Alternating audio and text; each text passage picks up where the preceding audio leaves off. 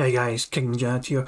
Quick little video here for you based on what Phil said the other day about Socialblade. A couple of days ago, Phil received a message from Snowcarl that mentioned his monthly views had been quite low, and it was the lowest on recorded Socialblade, data for the last couple of years actually, because Socialblade goes back that far. Phil tried to debunk that in yesterday's podcast, and he really called out Snowcarl for it. I'll play the clip so you guys can see the full context, and then I'll try and explain why Phil's a bit harsh to just go off and Snowcarl here. And by the way, there's something I would like to directly address here on the podcast. 2 days ago, Snowcarl tipped me and said on the podcast, are you worried because looking at Socialblade or some other online stats tracking site, it says that you had the worst month ever in August on DSP Gaming. It's the worst month you've ever had, the lowest attention and the lowest views. Okay? I have a direct response to that because when he told me that, I was kind of scratching my head about it and I looked into it. And I have a direct response. You ready? Wrong! Completely and utterly fucking wrong. I don't care what dumb fuck website you use to track stats. It's wrong. I looked into it myself. I looked into my own analytics. Actually, January and February of this year were some of the slowest months, if not the slowest months I've ever had here. In fact, since I became a full-time streamer here on YouTube, it's actually seen more of an increase. Yeah, August actually was better than other months around it. Yeah. So it was completely wrong. I don't even know what he was talking about. Like, whatever site he was using was bullshit. But more than likely, let's be honest about Snowcarl. Come on, man. You know you were watching detractor shit, and you believed everything they said because you're gullible. Wake the fuck up, dude. It's completely wrong. The views actually were better than most other months around it and much better than even earlier this year. This channel has been on more of an upward trend this year, and it fluctuates. It does fluctuate. Some months, from what I see, okay, even at the height, like Elden Ring month, I got just under 1 million views on DSP Gaming. Just under. Okay, it was literally just under the edge of 1 million views, which sucks. It would have been nice to say, oh, finally I'm back to 1 million views after so long, but I didn't get there. Okay, on average, this channel is hitting around 800,000 views a month, and that goes up and down. Sometimes it's 700,000, sometimes it's 900,000. It kind of stays in that realm. When new games start coming out and we start getting some more new attention on the channel, it'll likely go up. And if I stick at it and I keep sticking with it, and I think the channel will grow. I think we can get back to the 1 million. I really feel that way. Now, will I get above that? I don't know. I don't know if the channel will ever grow above 1 million views a month. Being honest, at one point I was getting 10 million views a month. Yes, that's very true. Many, many years ago, a decade ago, when this was one of the hottest YouTube gaming channels, I was getting 10 million views a month on my on-demand videos.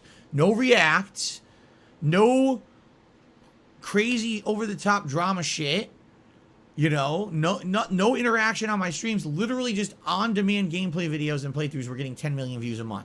It was definitely a different time on the internet, okay? So,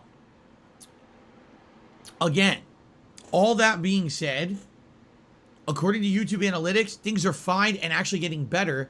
It's the literal opposite of what Snowcarl said, and it does irk me that he said that. I took the bait, spoke on it, just trusting that what he was saying was true, and then come to find out it couldn't have been further from the truth. All right. Anyway, enough of that bullshit. There's no negativity here, man. Things are good. All right? All right. Now. Yeah, it's a bit harsh to kind of go to Snowcarl for that, because the only way Snowcarl can see this information, or any of us can see this information aside from Phil, is using websites like Socialblade, which does tell us that the monthly game views for DSP Gaming was the lowest it has been in 2 years. That's just undeniable. It's not been as low as this since this whole entire chart began, going back all the way to October 2019. Did I say 2 years? I meant 3 years. My bad, 3 years. Only twice has it been over 1 million views for a whole month, and that was April 2020 and July 2020. It's in downward trend. Need not went up a wee bit here, it's been going down, it's going up again a wee bit here, and then it just plummeted down. There could be a few reasons for that. One big thing I think is it gives Phil different information, and let's just kind of nip it in the bud here. Socialblade is not a detractor-made website. This is a website that operates on just using the available information it has to compile all these statistics for people to pour over. So, what is Socialblade and what can it do? It's a statistics website that allows you to track your stats and measure growth across multiple social media platforms, including YouTube, Twitch, and Instagram. And it's their mission for Socialblade to become your go-to place of monitoring the following of your online presence.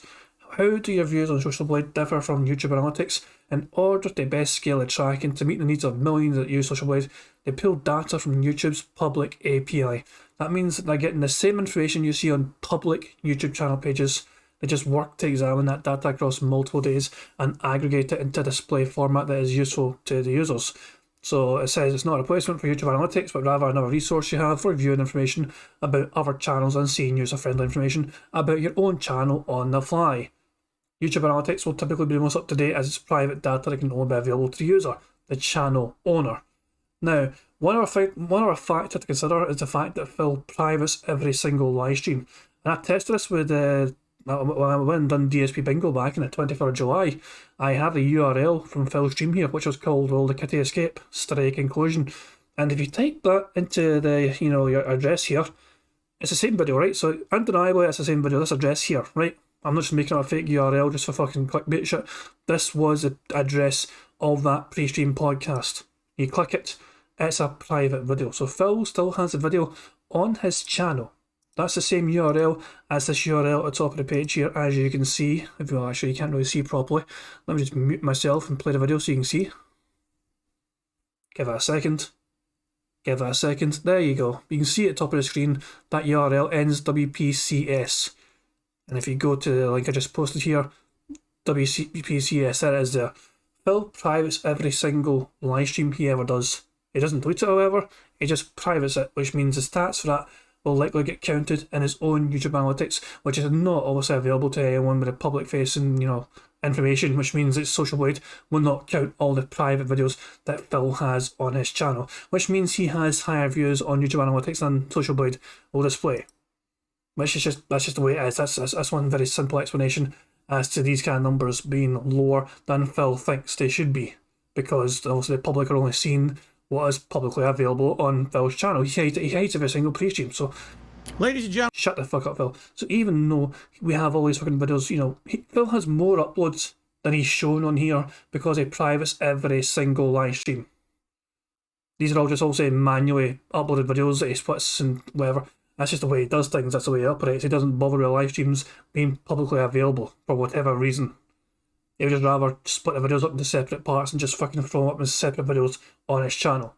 Which is, to me, is a kind of dumb way of fucking doing it, but that is what it is. But yes, that's what I'm saying. That's why YouTube Analytics is probably has more relevant information for Phil. But it's not Snowcar's fault that he looked at his Socialblade data and just relayed back to you what it's telling him, because this is a public-facing data that we have for Phil Burnell's channel.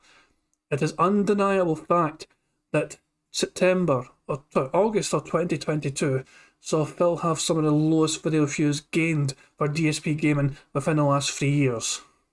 That is public information that anyone could count. It's just this website does it automatically. And Phil kind of fucking ranted and raving about that is a wee bit unfair, considering the fact that he has live stream data at his disposal as well, which his own YouTube Analytics counts, because even though they're private videos, it knows he's got his videos and fucking counts those views that are gained from all those live streams.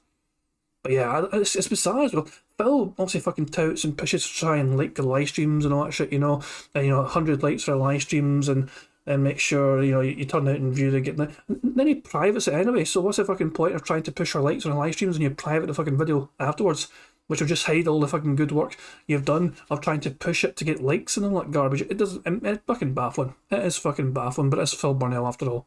Anyway, this has been King Jad. Hope you enjoyed the video. Peace out.